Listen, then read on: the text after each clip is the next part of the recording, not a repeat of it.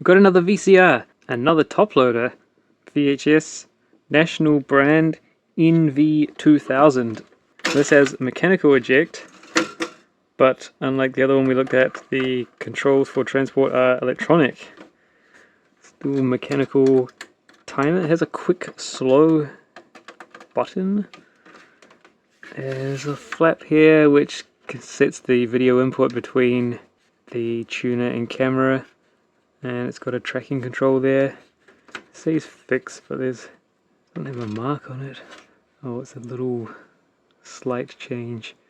Okay, and then there's the video input, audio input, camera pause for camera input. Clock with no... A lot of them, the clock controls are hidden behind a flap, but this time on this one they're just there. Then there's mechanical push button tuner for TV stuff, and similarly it's switches for on off, timer record, and TV VTR mode. The tuning controls, that door's lost its hinges on the top there, and then on the back it's got a cut-off power cord, so we'll have to attach something onto that so we can try it out. There's a voltage selector, must be an international model I guess. The video and audio out, test signal switch, the RF connectors, and there you go. So we'll take the top off and then we'll hook up something onto here and turn it on and see if this works or not. I have no idea. I can't remember if I tested it before. I probably did at one stage, but we'll investigate what's inside it and then see if it works or not. See if it's easy to get going or not. This older type of VCR has an all plastic housing, which is interesting. Not a metal cover like what you see on the newer models. Get the cassette door off. Also got a light bulb like what we saw in the other one. So there's screws at the back. So the cover also goes down the back. Get rid of that door so it doesn't fall off. There's one here.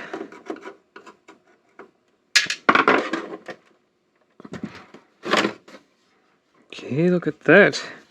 Big capacitor. I wonder if that's a backup for the clock maybe?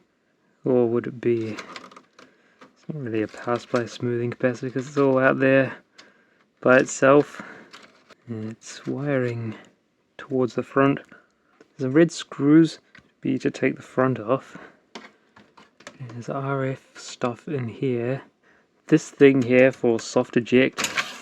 It's got planetary gears and a disc on the top that spins fast with little weights that fly out and grind against the outer or the inner of that barrel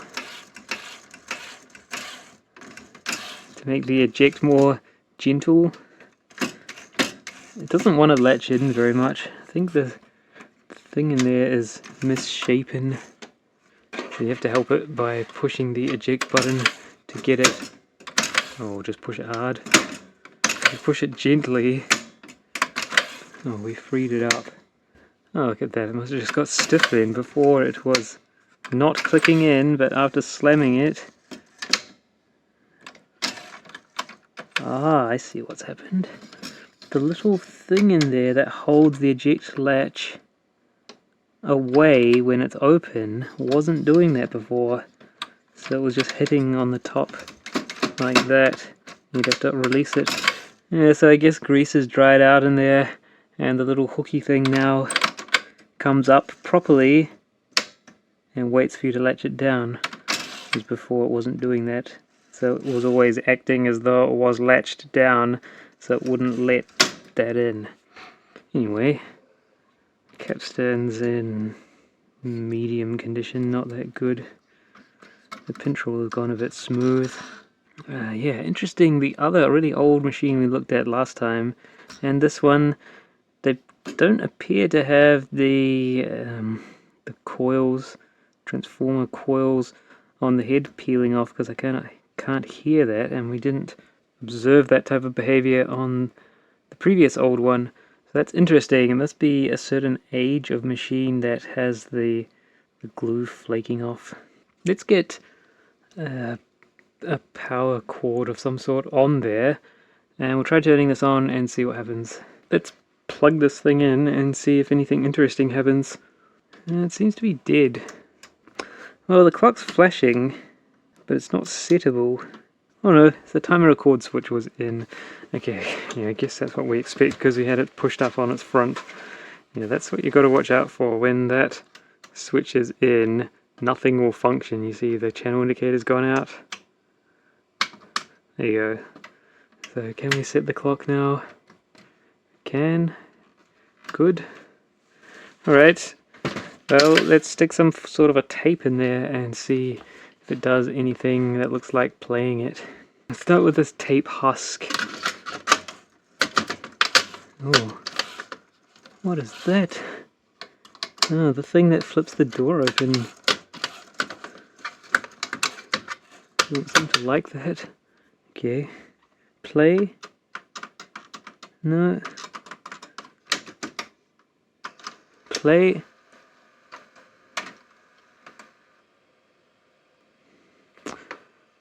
Quite weak take up. Everything else seems to be doing what we expect it to do. It doesn't have cue or review, fast forward, rewind while playing.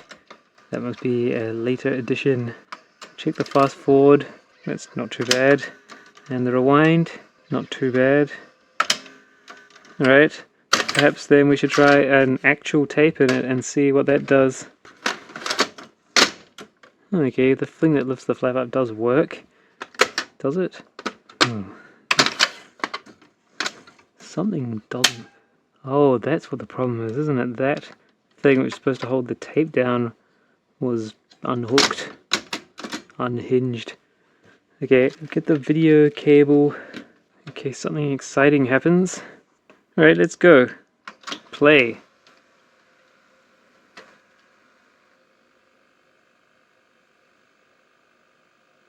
Works fine. Pause. Pretty clear pause. It's got this quick slow button. So now it's paused. If I push that button quick/slow, this must be slow because it's slowly advancing the tape. Unpause. So if it's playing, if we push it, will it go fast? Oh, it does. It's not stable enough to show on the capture, but you can see it on this. We hold down fast. Yeah, so this will be just a 2-head. Well, we know it's 2-head because we saw there were only 2 sets of wires coming off there. So it can't do proper stable pause or fast forward modes. But it does work, which is quite interesting. It seems we have more success with the older machines than we do with the slightly more modern machines, which is quite interesting. So you have to push stop before you can enter rewind or fast forward. It's a very gentle, slow mechanism. Fast forward's working alright. Rewind, not so happy, but it was enough to get the tape back into the housing. It's got a pretty good clear picture. The tracking is fairly stable. Alright, you can't push eject when it's in play mode, so that must get locked out by the mechanism. If you hold it down, there you go, if you hold down eject, it will eject when it's ready, or when it lets you. Interesting. Nice machine. It's still working. Let's take it apart and have a look at some of the circuit boards and things. And also, we want to see the mechanism. Is it similar to the other one we were looking at? I think it might be a bit more modern, well, a bit more developed from the other one where everything was on the top and there was almost nothing on the bottom of the mechanism. This might be a bit different. Let's find out. Interesting red screws there with shafty things. Not sure what the idea is with that. Maybe we should take the front off, since that's got red screws there. Undo those, see what's going on under it. It says for dismounting cassette stand, do the followings. Unfasten 4 red screws. Disconnect the connection rod flank at the left side. It's probably something to do with the thing that goes over to that. Lift up the left hand side. That's it. Always make adjustments whenever red painted screws are taken off. Yes, so if you undo those that set the alignment, then you need to readjust things. Yeah, I think we're going to have to take the bottom off before we can get the front off, because it will be trapped. I heard lots of stuff falling out when it tipped over. Ah yes, it's all bits and pieces over there. That's nice. The screw not even done up that much. Don't know if I've opened this up before. I think it'll be the same as the other one, that real vintage machine. Not likely, must be some difference. And there's different types of screws. So that goes into metal. It's probably not the right type though, because that went into metal and it's not the same. No, different to the other one. This is one board and there's a hinge thing at the back. The board is also quite bent. Well, that's the tracking control there. So I guess we gotta undo some screws. Screws that are faded red screws. So they were red screws. How do you know which one it's gonna be? Oh, the front does have to come off first because it traps the tracking control. There's the pot for it. So there's screws on the side that I didn't see before. That holds the front on.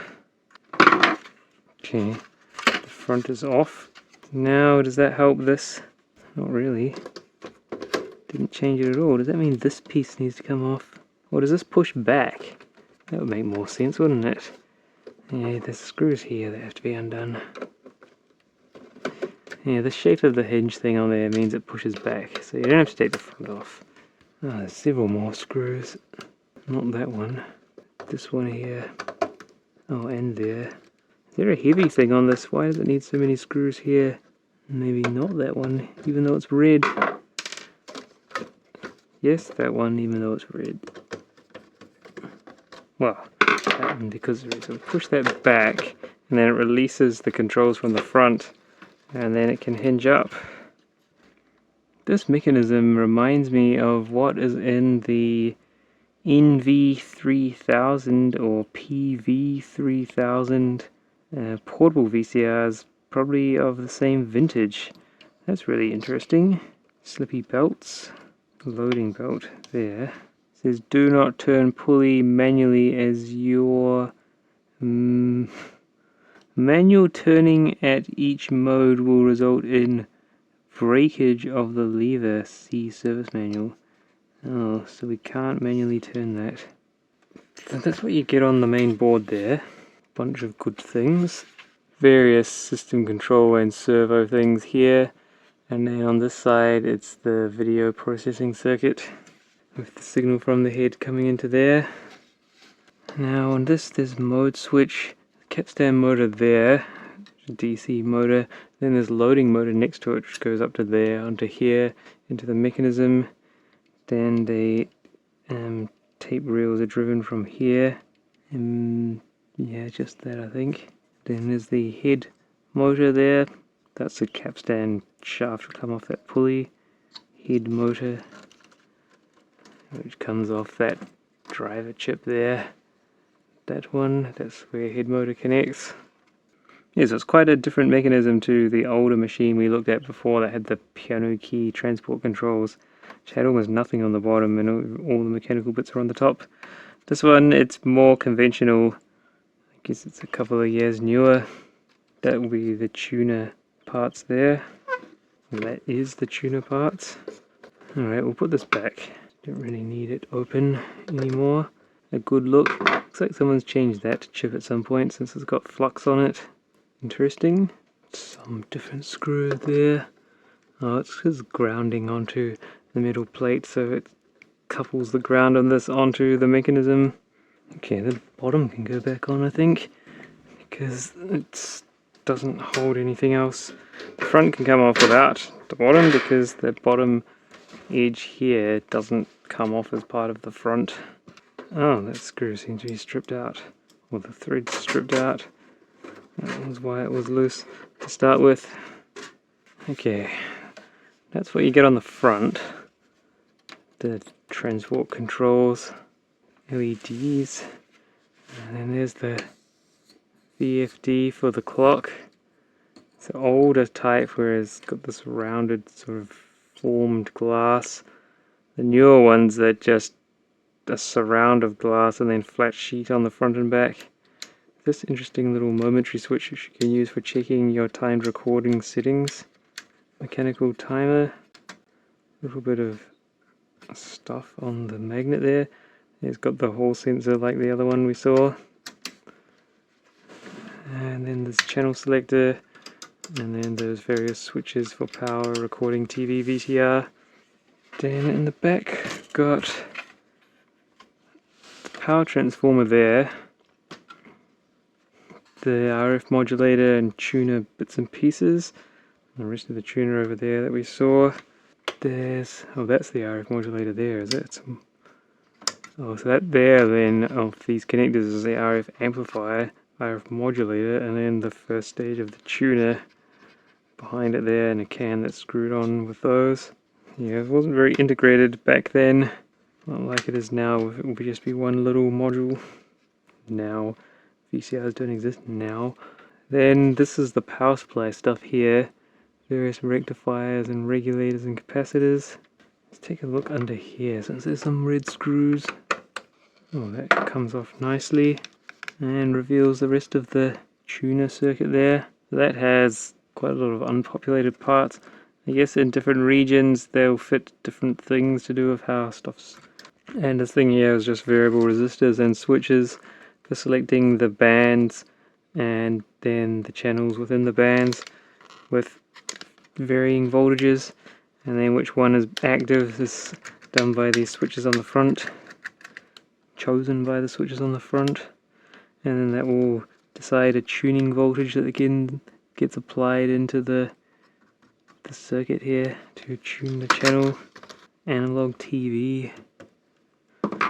Great, I think that's a fairly comprehensive look at the National Video Cassette Recorder NV-2000 quartz locked direct drive. That must be the head because the capstan's not. And it has quick and slow. That's a headline feature, quick and slow, with that one button there, depending on whether you're paused or in play mode. And after all these years, it's still in fairly reasonable functioning condition, which is pretty nice. Didn't really expect if there was any capacitor leakage. Expect it will be pretty similar to what we saw on the other machines, which is the beginnings of the end, beginnings of leakage. Capacitors starting to leak. I think we're going to go in, well, next I got a presumably newer top loader, and then can't remember what its model number is. It might be NV-7000 something maybe. Then we're going to go into the 3-digit part numbers, NV-250 maybe, or 280, then 300, 450, and what have I got after that? 730 I think, maybe? Not sure, we'll find out I guess. They'll probably do those in order. And we got one more screw. I must have forgotten something in the bottom. Oh well. Yes, because yeah, I didn't put all the screws in that bottom board. We'll just give this another go as a parting gift. Switch on. Eject. Didn't clean the heads or anything. Guess it doesn't need it. Wow. Probably could benefit from it. Still works great. Quick. And if it's paused, slow. See, there is a sensing thing. Might be multiple on that motor there used for capstan. Great working order. Nice.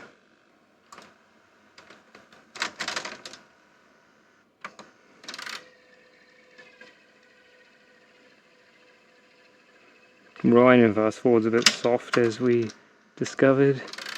Rewind is very soft.